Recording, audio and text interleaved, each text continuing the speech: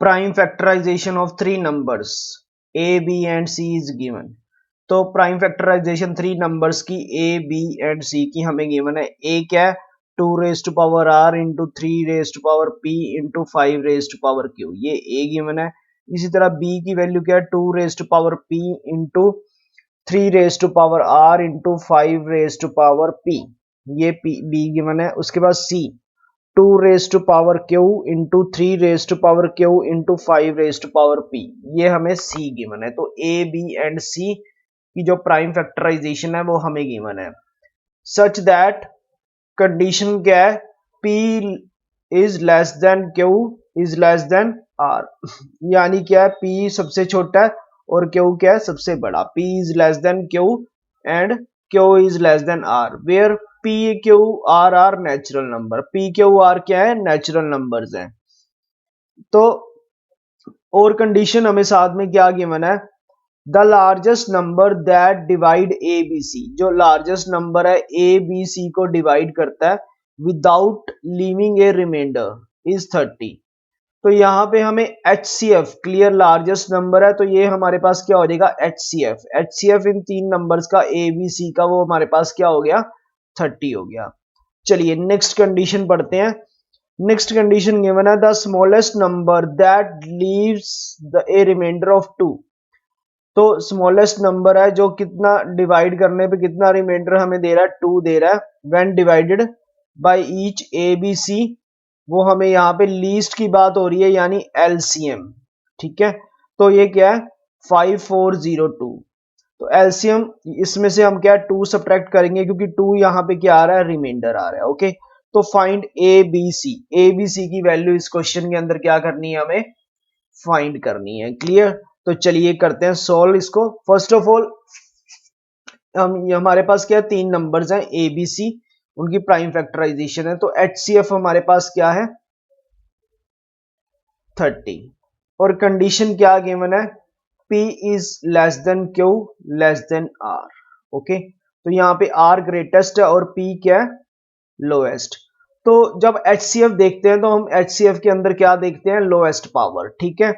तो यहाँ पे अगर आप चेक करोगे लोएस्ट पावर, अगर 2 की बात करें, 2 की लोएस्ट पावर 2 सब P जो है सबसे लोएस्ट। तो चेक करो यहाँ पे 2 की पावर P आ रहा है कहीं पे, तो ये रहा 2 की पावर P, तो 2 की पावर यहाँ पे क्या हो जाएगा, P।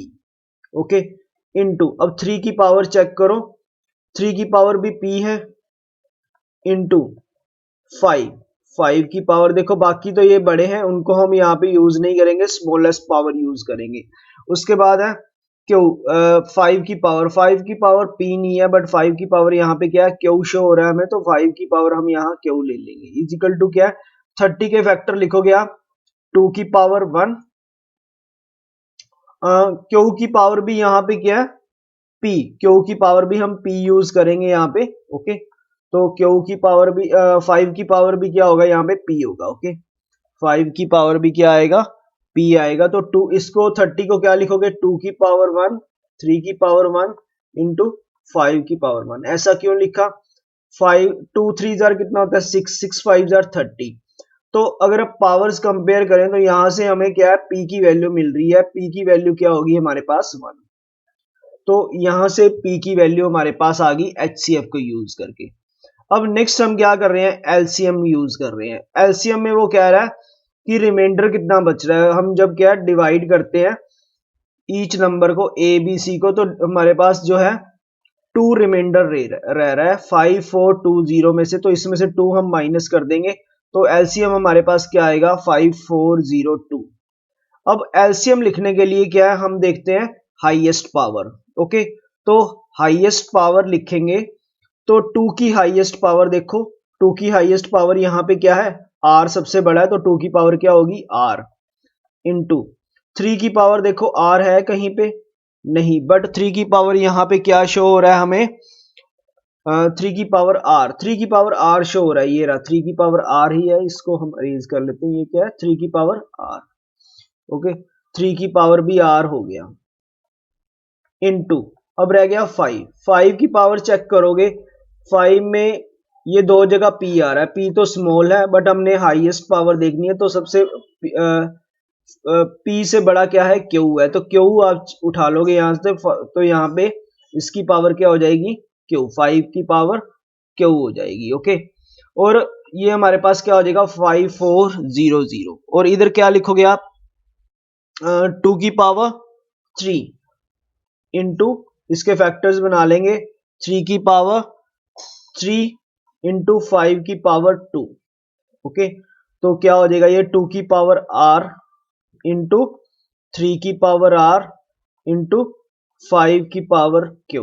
ओके, तो यहां से अगर जब आप पावर्स कंपेयर करोगे तो यहाँ पे देखोगे, यहाँ पे 2 की पावर r है और इधर 2 की पावर 3 है, 3 की पावर r है तो 3 की पावर इधर क्या है, 3 है। दैट मीन्स हमारे पास r कितना हो गया, 3 हो गया, R3 हो गया, और यहाँ पे Q की पावर 5 की पावर Q है, इधर 5 की पावर 2 है, दैट मीन्स Q की पावर Q हमारे पास क्या हो गया, 2 हो गया। तो P Q R तीनों की वैल्यू हमारे पास आ गई। अब हमें क्या है, फाइंड करना है A B और C की वैल्यू। तो चलिए करते हैं A B एंड C की वैल्यू। तो यहाँ लिख लेते हैं हमारे पास P की वैल्यू क्या है 1, Q की वैल्यू क्या है 2 और R की वैल्यू क्या है 3। तो यहाँ पे हम पावर्स लिख देंगे, 2 की पावर क्या हो जाएगा, यहाँ पे 2 की पावर r है, दैट मीन्स 2 की पावर क्या हो गया 3, और 3 की पावर p है, दैट मीन्स 1, और 5 की पावर क्या हो जाएगा यहाँ पे 2। तो इसको करो, 2 2 jar 4 2 jar 8, 8 into 3 into 5 5 jar ये हो गया 25, 20 इसको मल्टीप्लाई करो, 25 8 जार हो जाएगा 200, 200 इंटू 3 हो जाएगा 600। तो a की वैल्यू हमारे पास क्या आ गई 600, ये a की वैल्यू है। नाउ b की वैल्यू फाइंड करेंगे, यहाँ पे हम 2 की पावर क्या है p, p क्या है 1 इंटू 3 की पावर r है, r कितना है 3, 5 की पावर क्या है 1, तो 5 की पावर 1 हो जाएगा, क्यों, क्योंकि 5 की पावर क्या है p। तो 2 इंटू 3 3 जार 9 3 जार 27, 27 और ये 5 की पावर, तो 5 2 जार 10, 27 इंटू 10 क्या हो जाएगा 270। बी की वैल्यू क्या आ गई 270 आ गई। अब नेक्स्ट है सी की वैल्यू फाइंड करनी है, 2 की पावर क्यू यानी 2 की पावर 2 इंटू 3 की पावर क्यू है, 3 की पावर भी क्या हो जाएगा 2 हो जाएगा, इंटू 5 की पावर पी, 5 की पावर पी मीन्स 5 की पावर 1, तो 2 2 जार 4, यहाँ पे 3 3 जार 9 इंटू 5 5 की पावर 1 5, तो 5 4 जार 20, 20 इंटू 9 क्या हो जाएगा 180। तो सी की वैल्यू क्या आ गई 180। तो तीनों की वैल्यू फाइंड करनी थी हमने, ए बी एंड सी। ए की वैल्यू आ गई 600, बी की वैल्यू आ गई हमारे पास 270 एंड सी की वैल्यू आ गई 180। यही हमने इस क्वेश्चन में फाइंड आउट करना था, ए बी एंड सी की वैल्यू। क्लियर।